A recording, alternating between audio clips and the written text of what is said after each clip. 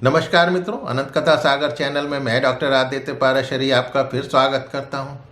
महाभारत कथाओं की श्रृंखला को आगे बढ़ाते हुए वन पर्व की कथाएं चल रही हैं और कथा भी कर्ण की चल रही है। कर्ण और कुंती की चल रही है, कर्ण के जन्म को लेकर चल रही है। तो आज की कथा में जैसा कि पहले आपको बताया कि कर्ण ने एक व्रत लिया हुआ था कि जब सुबह के बाद जो है नित्य कर्म से फारिग होकर दोपहर के समय जल में खड़ा होकर वो सूर्य भगवान की स्तुति करते थे, तो उसके अवसर पर यदि कोई भी ब्राह्मण कुछ मांगने आ जाए तो उसको कभी ना नहीं करते थे। तो इंद्र जो है उस समय ब्राह्मण के वेश में वहाँ पे उपस्थित हो गए, बोले मुझे भिक्षा दो। तब कर्ण बोले ब्राह्मण आपका स्वागत है, मैं आपको क्या दूं। उस समय कर्ण को इंद्र के मनोभाव का नहीं पता चला कि यही इंद्र हैं। कर्ण बोले विप्रवर मैं आपको क्या दूं, सोने के कंठों से विभूषित युवती स्त्रियां या गोधनों से भरे हुए गांव या गांव दूं। तो वो ब्राह्मण बोले तुम्हारे सोने से विभूषित स्त्रियां अथवा गांव मुझे नहीं चाहिए।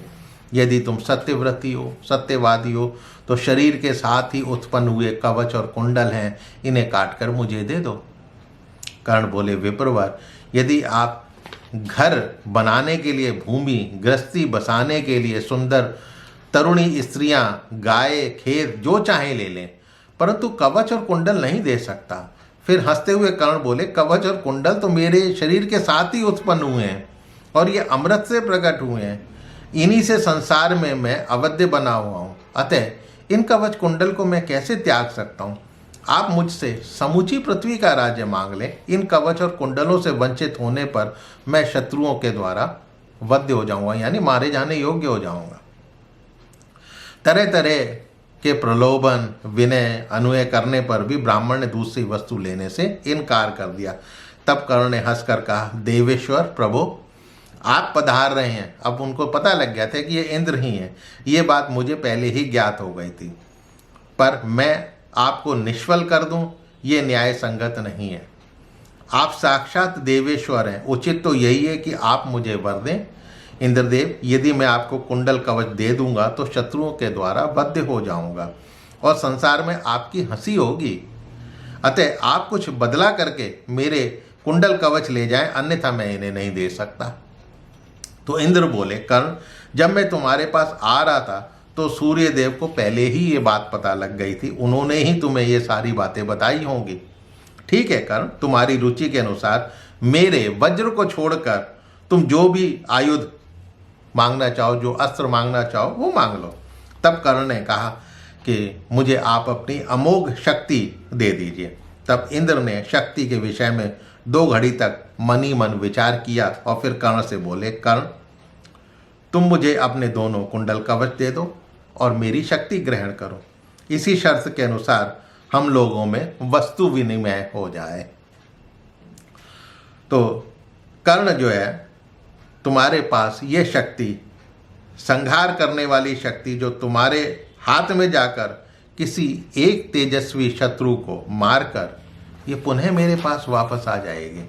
कर्ण बोला मैं अपने एक ही शत्रु को मारना चाहता हूँ जिससे मुझे सदा भय बना रहता है। तो इंद्र बोले कर्ण तुम जिस शत्रु को लक्ष्य कर ये शक्ति मांग रहे हो वो तो परमात्मा हरि नारायण इनके द्वारा सुरक्षित है। वो स्वयं श्री कृष्ण हैं जिनके द्वारा उस वीर की रक्षा हो रही है।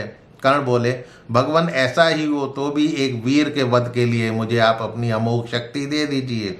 मैं अपने कवच कुंडल अपने शरीर से उधेड़ कर आपको दे दूंगा, लेकिन मेरा स्वरूप विभत्स नहीं होना चाहिए। इंद्र बोले तुम्हारा रूप विभत्स नहीं होगा क्योंकि तुम सत्य प्रतिज्ञ हो।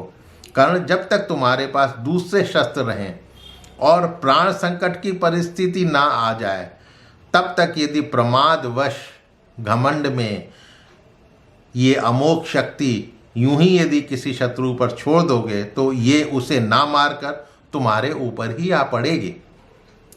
कर्ण बोले मैं सच कहता हूं कि प्राण संकट में ही अमोघ शक्ति का प्रयोग करूंगा।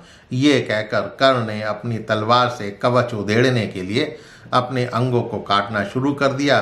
कुछ ही देर में अपने अंदर बिना किसी विकार के कर्ण ने कुंडल और कवच काट कर इंद्र को दे दिए, इसीलिए क्योंकि कुंडल और कवच काट कर दिए थे इसीलिए नाम उनका कर्ण पड़ा। कर्ण का मतलब है कर्तन यानी काटना। इंद्र हंसते हुए स्वर्गलोक चले गए। चलो मैंने पांडवों का एक कार्य कर दिया। धृतराष्ट्र के पुत्रों को जब यह पता लगा तो उनका घमंड चूर चूर हो गया, वो दीनहीन से हो गए। लेकिन पांडव जो हैं वो ये सुनकर बड़े प्रसन्न हुए। तो मित्रों, ये थी कर्ण और कुंती की कथा, कर्ण के जन्म का रहस्य, उसके अमृत में कुंडल और कवच का रहस्य, जितना कि महाभारत में लिखा हुआ है। तो आपको अवश्य पसंद आया होगा। पसंद आया हो तो मेरे चैनल को सब्सक्राइब अवश्य कीजिएगा और अपने इष्ट मित्रों से शेयर अवश्य कीजिएगा। हाँ, आपके सुझाव कमेंट बॉक्स में हमेशा आमंत्रित हैं। तो मिलता हूँ अगली कथा के साथ अगले एपिसोड में। तब तक के लिए मुझे इजाज़त दीजिए। नमस्कार।